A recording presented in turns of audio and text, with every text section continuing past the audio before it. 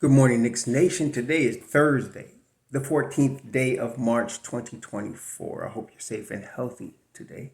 I hope your family's safe and healthy and that the needs of you and your family in terms of food, shelter, clothing, as well as health are being met today.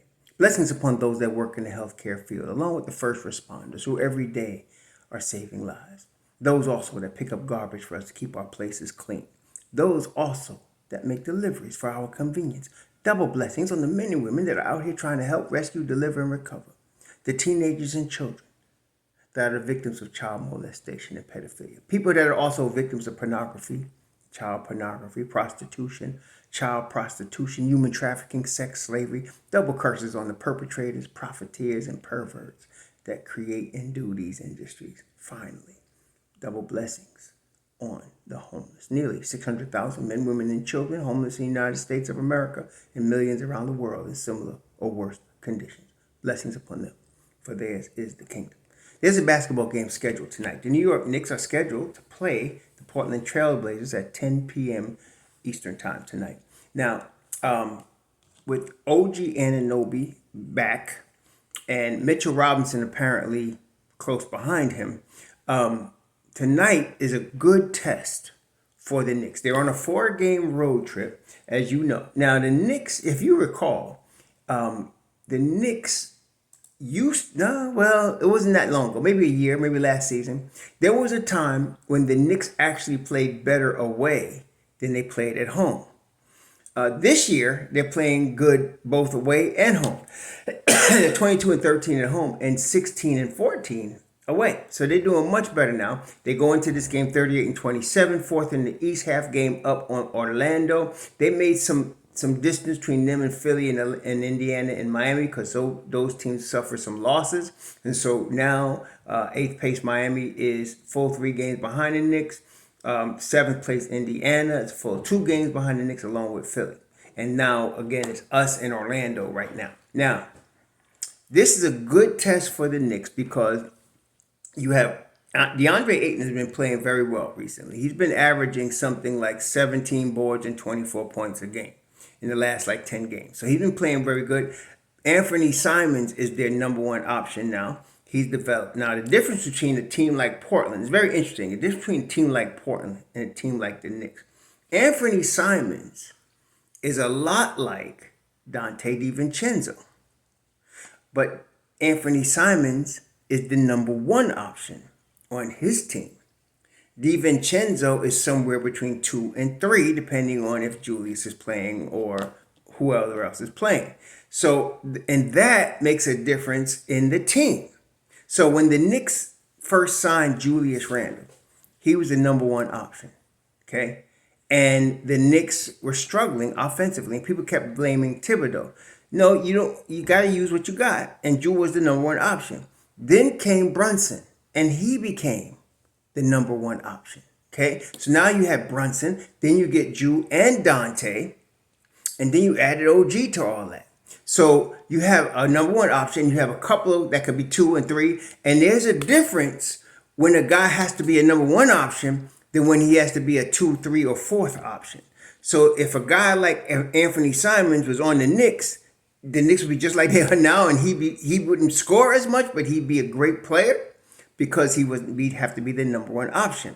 When you're the number one option, you get all the double teams. Jalen Brunson's our number. Get all the double teams. They want to get the ball out your hands. They rough you up, as you have seen. But when you have other options, that ball moves. Like when Knicks had 31 assists the other day, and other people are involved. So now the Knicks have not only Brunson, even in this state that they're in right now, without Mitch Rob, without Julius Randle, they have Dante, Precious, OG, Hart, Deuce. They're all options, okay? And even Bodega Bum, and Burks Bum, they're offensive options. Now, they're not they're defensive liabilities, but that's another story.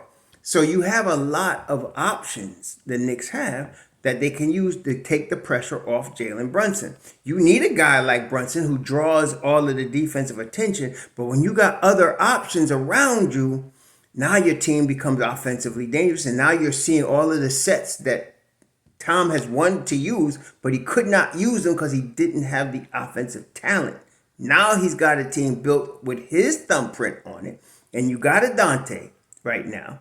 Precious is much better offensively than anybody thought he would be. Then you got your OG back. So now you're starting, of course, Josh Hart. So now you have a bunch of options. Then, of course, Deuce is shooting more than 40% from three. So you got some options all around the floor now. Whereas Anthony Simons is the number one option. They would normally have Malcolm Brogdon, but again, Brogdon, as I've always been saying, especially there was a whole bunch of people contacting me. We got to go get Malcolm Brogdon. I was like, no, and no. He wants to be a starter, and he's in the Anthony Ambulance School of unavailability. He is, and he's been that way his whole career. When he plays, he's real good, but then you got to ask the question, when does he play? And he was at his maximum use in Boston, where they brought him off the bench. He was sixth man of the year. Really, IQ should have been it, but he was sixth man of the year, and that was his highest, best use because the dude can't stay healthy when he's a starter. So he's not even playing. Okay, he's out. So now Simons don't really. Then you got Jeremy Grant, who's really at his best when he's a third option. Okay, when he was in Denver, when they were fighting to get to the finals in the bubble year, he was a fourth option. Okay, and that's when you get. That's a whole different story. You asked him to be the number one option in Detroit. Well, disaster. So now he's the number two option in Portland. That's not going to work too good either. See? So it's not necessarily the players, it's what their situation is. Now, in terms of playing defense, if you're going to be a defensive player, you got to be a defensive player, no matter what option you are. Defense is defense, right? So Jeremy Grant is a really good defender. He has been now recently, after he left Denver, in Detroit and now in Portland, he's been asked to play both ways. And it's very difficult to do, to play high level on both ends of the floor. Okay, some players do it, but those are the guys that are special. See, a lot of guys can't do it. Okay, and it always, with every guy, it brings down the overall game. You ask him to guard the toughest guys on the other team, and then you ask him to score a lot. That's Mikal Bridges right now. You don't want to be placed in that position if you can avoid it, because that's why you have a team. See, the Knicks could put Dante on a guy, OG on several guys, Precious can guard 3, 4s, and 5s. OG can guard 1 to 5. Okay, Dante can guard 1s and 2s and 3s. See, when you have that, that's why the Knicks are the better team. Now, this is the league, so that means that on any given night, anybody could beat anybody. Okay, but the Knicks are the better team. OG is back. And now they have their defense set. There's still the two bums there now. But the thing is, the last game, what we saw was that my man played the two bums, and he had Deuce and Precious trying to balance him out. And that's when the lead shrunk. Once we get either Drew or Mitch Rob back, one of them bums getting out of the rotation, that's going to make the Knicks that much better. Okay, somebody get mad. Don't call them bums. Yeah, they NBA players, so they deserve respect. But on the Knicks, they not helping us. They bums. I'm sorry. Okay, Bodega 44 bum and Burks bum. Okay, this ain't their past glory. This ain't Bodega from the Nets or Utah. This ain't Burks from 2 years ago in the Knicks. These guys are past their time.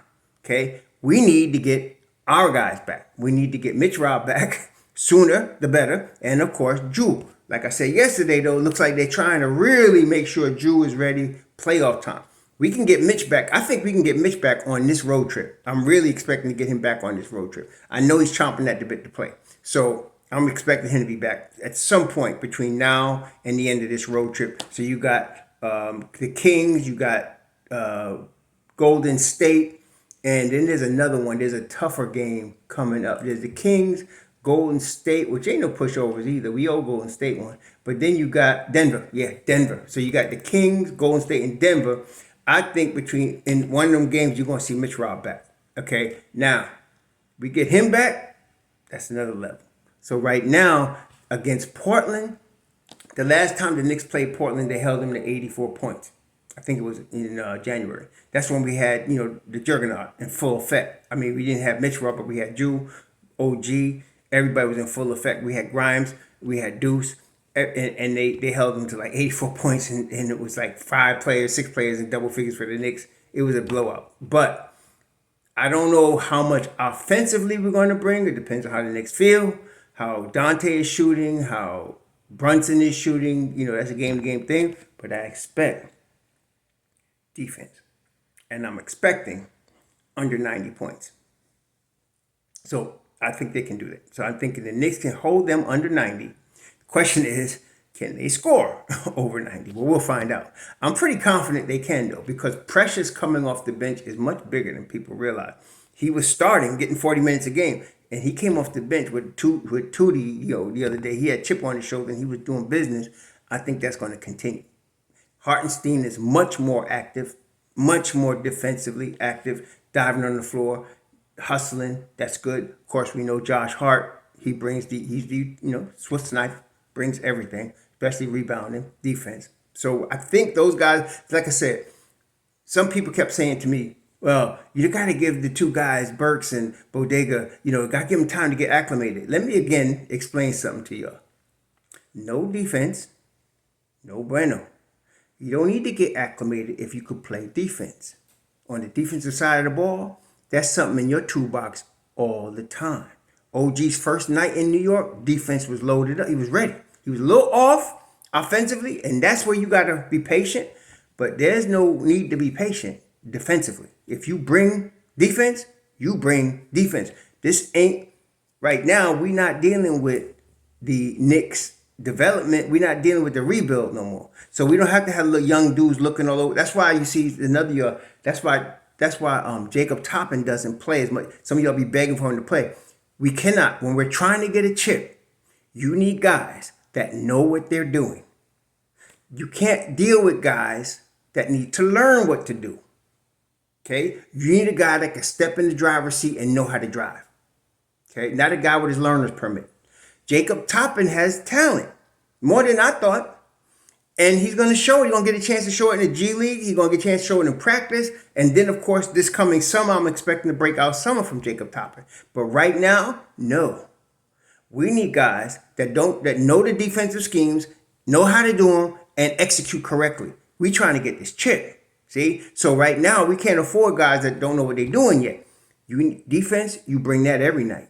It doesn't matter how you shoot. You bring defense every night. And that's what most of the guys do, except them too. But we'll be all right. So against Portland tonight, I don't want to predict no win, but I want to predict this. They should hold Portland under 90 points. And let's see if they can score more than 90. Okay, that's the key thing here. And nobody get hurt. Y'all enjoy your Thursday. Enjoy the game. So